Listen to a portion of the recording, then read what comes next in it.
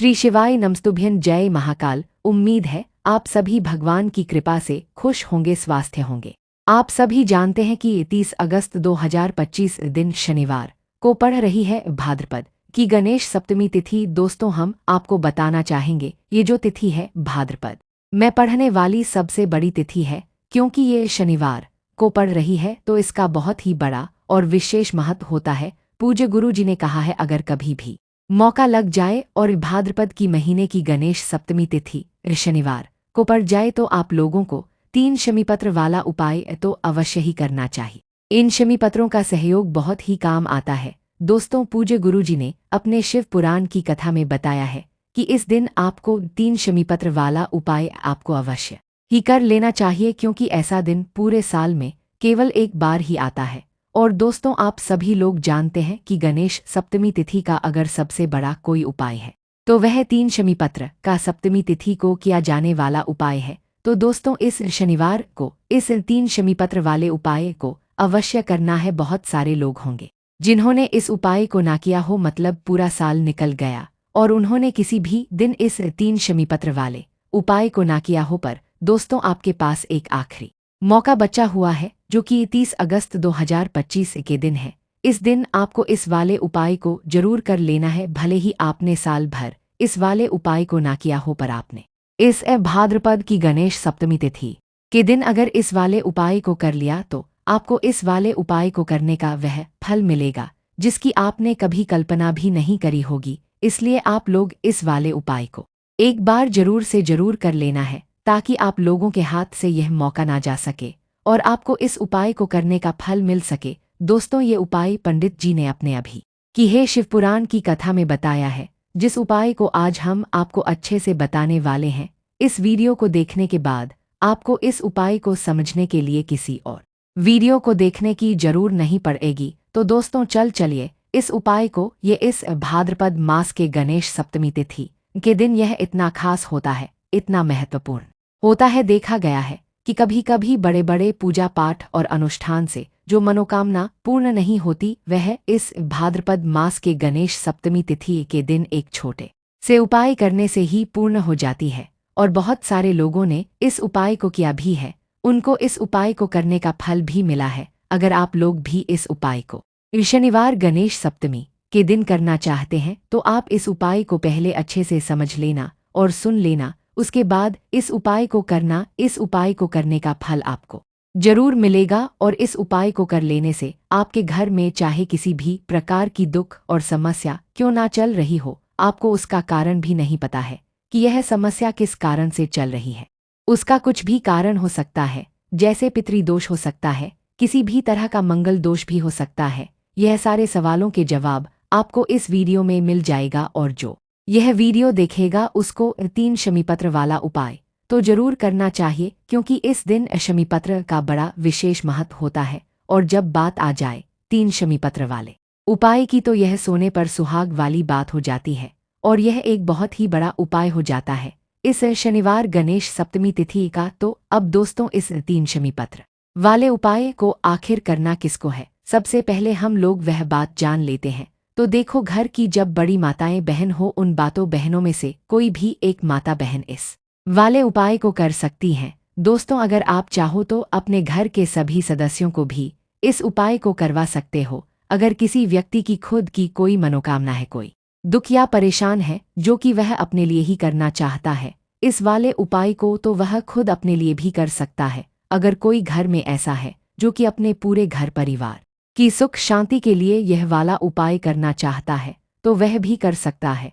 उसमें कोई दिक्कत वाली बात नहीं है। खाने का मतलब यह है कि इस उपाय को हर एक सदस्य भी कर सकता है और पूरे घर परिवार के सदस्य के लिए घर की बड़ी माता बहन में से कोई माता बहन भी कर सकती है। बताएं, बहन अगर घर में उपस्थित नहीं हो तो वह वाला उपाय न कर पा रही हो, तो वह फिर घर का कोई भी बड़ा सदस्य भी इस वाले उपाय को कर सकता है, चाहे वह फिर पुरुष ही क्यों ना हो। उसमें फिर कोई भी दिक्कत वाली बात नहीं है। दोस्तों, इस 3 शमीपत्र वाले उपाय को हमें करना कहाँ पर है, इसे गणेश जी के मंदिर में जाकर करना है। बहुत सारे लोग प्रश्न करते हैं हरे उपाय को करते समय कि क्या हम 3 शमीपत्र वाले उपाय को घर पर भी कर सकते हैं। तो इस वाले उपाय को आप घर पर नहीं कर सकते हो, उपाय को करने के लिए आपको गणेश जी के मंदिर ही जाना पड़ेगा। इसके बाद में जो अगला प्रश्न निकल कर आता है इस उपाय को लेकर कि आखिर हमें इस 3 शमीपत्र वाले उपाय को किस समय करना है, सुबह के समय करना है कि शाम के समय करना है। तो देखो, इस वाले उपाय को आप सुबह के समय भी कर सकते हैं और शाम के समय भी कर सकते हो, यानी शाम के प्रदोष काल के समय भी कर सकते हो। अगर आप पूछो कि सबसे उत्तम समय कौन सा रहेगा इस 3 शमीपत्र वाले उपाय को करने का, तो हम आपसे बस यही कहेंगे कि इस उपाय को सुबह के समय करेंगे तो ज़्यादा बेहतर होगा। बाकी अगर प्रदोष काल के समय भी करेंगे तो भी अच्छा होगा, इसमें कोई दिक्कत वाली बात नहीं है। तो आप दोस्तों, जो अगली सबसे बड़ और महत्वपूर्ण बात आती है वह यह आती है कि सुबह अगर हम उपाय को करेंगे तो हमें कितने बजे से लेकर कितने बजे तक के बीच में करना, और शाम के समय प्रदोष काल के समय तो हमें कितने बजे से कितने बजे तक के बीच में करना है। तो देखो, सुबह के समय जितना जल्दी हो सके उपाय को करने की कोशिश करना। बाकी अगर किसी कारणवश लेट भी हो जाओ, थोड़ी देर भी हो जाए, तो 10 या 11:00 तक भी आप इस उपाय को कर लेना। 12:00 बजे से ज़्यादा देरी ना हो, इस बात का ध्यान रखना। उसके बाद में दोस्तों, अगर शाम के समय प्रदोष काल की बात करें, प्रदोष काल का जो समय होता है वह शाम के 6:00 बजे से शुरू हो जाता है, मतलब शाम को 6:00 से 7:00 के बीच का जो समय होता है यह समय प्रदोष काल का समय होता है। पर अभी जो मौसम चल रहा है इस मौसम में शाम बहुत देर से होती है, तो आप इस उपाय को 7:00 या 8:00 बजे के बीच में भी कर सकते हो, मतलब शाम को 6:00 बजे से लेकर 8:00 के बीच कभी भी इस उपाय को कर सकते हैं, इसमें कोई दिक्कत वाली बात नहीं है। अब दोस्तों, यहाँ पर इस उपाय को लेकर एक और सबसे बड़ी बात निकाल कर आती है कि इस 3 शमीपत्र को हमें लेना कहाँ से है और हमें इस उपाय को करने के साथ में क्या और भी सामग्री होती है जो गणेश जी के मंदिर ले जानी होती है। तो देखो, यहाँ पर हम आपको बता दें, सबसे पहले आप सिर्फ और सिर्फ आप उपाय की सामग्री लेकर कभी भी गणेश जी के मंदिर लेकर मत जाना, क्योंकि हमें भगवान के सामने ये नहीं दिखाना है कि अगर हम भगवान गणेश जी के मंदिर आए हैं तो अपने फायदे के लिए आए हैं। तो इसलिए जो भी पूजन सामग्री है, उपाय सामग्री है, 3 शमीपत्र के साथ में आपको पूजन सामग्री भी लेकर जरूर जाना है। देखो, अगर सुबह के समय उपाय कर रहे हो तो सीधी सी बात है, 1 लोटा जल आप लेकर ही जाओगे। वही 1 लोटा जल अगर मिट्टी का हो तो बहुत अच्छा रहेगा। आपके पास इस दिन आखिरी मौका रहेगा मिट्टी का जल गणेश जी पर चढ़ने का और उपाय को करने का। आपको इस दिन बहुत बड़ा फल मिलेगा, इसलिए इस दिन हो सके मिट्टी का जल चढ़ाई तो अपने साथ में कम से कम 1 लोटा जल तो कम से कम लेकर ही जाना है। अगर मिट्टी का जल नहीं है तो घर का जल भी आप इस्तेमाल कर सकते हो। इसके अलावा जो भी पूजन सामग्री है, देखो 3 शमीपत्र वाला उपाय ये तो आपके अलग रहेंगे और जो पूजन सामग्री रहेगी वो अलग रहेगी। पूजन सामग्री में आप जो भी चीज लेकर जाना चाहते हो वो लेकर जा सकते हो, उसमें कोई दिक्कत वाली बात नहीं है। वहीं अगर हम करें शाम के समय की, तो शाम के समय गणेश जी पर जल नहीं चढ़ता है, इसलिए शाम के समय आप लोग को एक दीपक तैयार करके ले जाना है, जो कि गोलपती का होना चाहिए, आटे और लंबी बाती का भी हो तो अच्छा है। इस बात का आप लोगों को ध्यान रखना है और इस दीपक को आपके घर से जलाकर नहीं लेकर जाना है, भगवान गणेश के मंदिर में जाकर ही जलाना है। इस बात का भी आप लोगों को ध्यान रखना है। अब दोस्तों, यहाँ पर हमें इस बात को समझना है कि ये 3 शमीपत्र उपाय के लिए शमीपत्र हमें लेना कहाँ से है, क्या हमें दुकान से लेकर आना है या हमें घर से लेकर आना है, कहाँ से लेना है और कौन सा शमीपत्र लेना है। तो देखो, इन सभी सवालों के जवाब आप लोगों को दिए देते हैं। यह जो उपाय है, इस उपाय में आपको यह नहीं देखने की कौन सा शमीपत्र है और कौन सा शमीपत्र नहीं है। बस जो भी शमीपत्र मिल जाए वह साबुत होना चाहिए, टूटा हुआ नहीं होना चाहिए, यह बात आपको ध्यान रखना है। बाकी आपकी शमीपत्र किसी भी किस्म की हो उसमें कोई दिक्कत वाली बात नहीं है। तो सीधी सी बात है कि आपके घर के पास मंदिर या बगीचे में जहाँ पर शमीपत्र उपलब्ध हो वहीं से अच्छे साबुत पत्ते निकाल कर रख लेना है, क्योंकि हम 3 शमीपत्र उपाय के लिए इसी में से पत्ते को लेने वाले हैं। तो हमें यह सामग्री जिन कर निकाल लेने पड़ेंगे, इस बात का आप लोगों को ध्यान रखना है। दोस्तों, आपने उसमें से अच्छे साबुत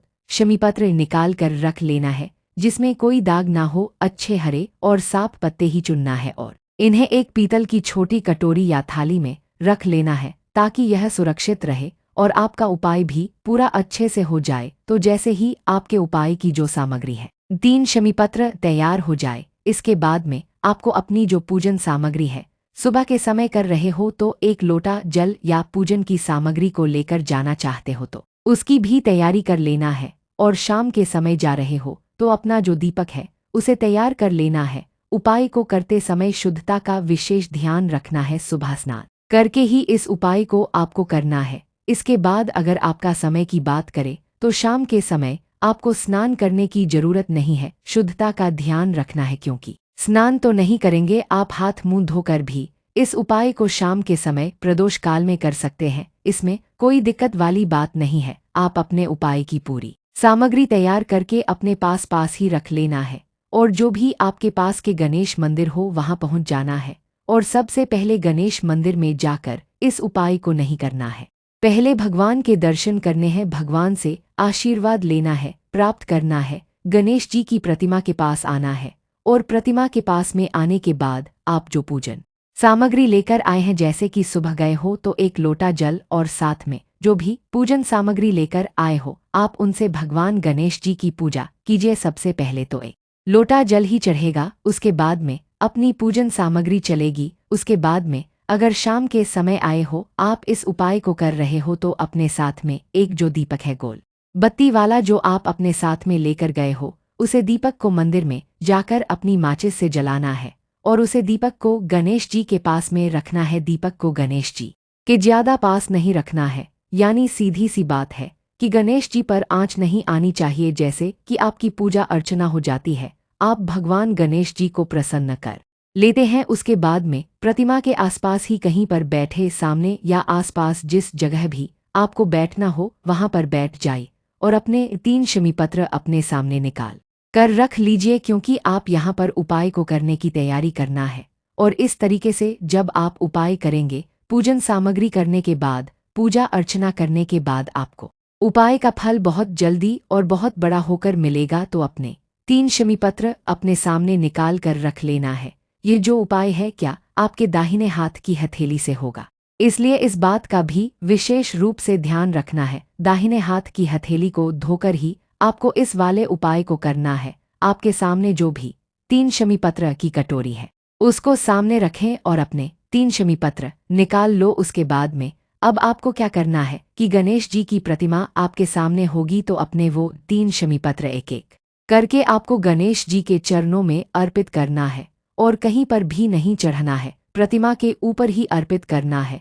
आपको अपने दाहिने हाथ की हथेली से प्रतिमा के ऊपर अर्पित करना है, भले ही वो अपने आप गिर जाए पर आप चढ़ाव प्रतिमा के ऊपर ही। तो आपको क्या करना है, 3 शमीपत्र में से 1 शमीपत्र उठाना है और मंत्र श्री गणेशाय नमः बोलना है, प्रतिमा पर चढ़ा देना है। इसी तरह से दूसरा पत्ता भी इस तरह चढ़ाना है और फिर तीसरा पत्ता उठाना है और मंत्र श्री गणेशाय नमः बोलने के साथ ही चढ़ा देना है। इस प्रकार से आपके पूरे 3 शमीपत्र को श्री गणेशाय नमः बोलने के साथ ही एक एक करके गणेश जी के ऊपर चढ़ा देना है और भगवान गणेश से प्रार्थना करनी है। लेकिन ध्यान दें, प्रार्थना आपको आखिरी में ही करना है, पर हर एक शमीपत्र चढ़ाते समय श्री गणेशाय नमः जरूर बोलना है। उसके बाद ही में यह 3 शमीपत्र आपको प्रतिमा के ऊपर चढ़ाने, आखिरी पत्ता प्रतिमा के ऊपर चढ़ जाते हैं। तो इसके बाद में जब अब आपको क्या करना है, भगवान से अपनी मनोकामना बोलना है। मनोकामना भी कब बोलना है, जब आपका 3 शमीपत्र को प्रतिमा के ऊपर चढ़ा देना है और भगवान से फिर अपनी मनोकामना बोल देना है। जिस मनोकामना के लिए आप लोग या उपाय कर रहे हो, जिस दुख परेशानी के लिए आप लोग अपना ये वाला उपाय कर रहे हो, उसके बाद में जैसे ही आप अपना ये वाला मनोकामना बोल देना हो, आपका वाला उपाय पूरा हो जाता है। पर दोस्तों, उपाय को करने के बाद भगवान के सामने आपको मंत्र का 2 मिनट जाप करना है और मंत्र का जाप करने के बाद भगवान से एक और बार प्रार्थना करना है अपनी मनोकामना के लिए या अपनी जो भी दुख या परेशानी हो। उसके बाद में आपको भगवान को देखकर भगवान से प्रार्थना करके उनसे आशीर्वाद लेकर वहां से उठ सकते हो और अपने घर जा सकते हो। बस दोस्तों, यहाँ से यह वाला उपाय पूरा हो जाता है। इस तरीके से जो भी व्यक्ति छोटी छोटी चीजों का ध्यान रखते हुए इस 3 शमीपत्र वाले उपाय को निश्चित ही करना है, इससे आपकी मनोकामना जरूर पूर्ण होगी और जो भी दुख और परेशानी है जल्द ही दूर हो जाएगा। और दोस्तों, हमारी यह वीडियो आपको पसंद आई है तो हमारे इस वीडियो को ले लाइक और चैनल को सब्सक्राइब जरूर करें। एक गणपति बप्पा मोरया। ओम गणेशाय नमः।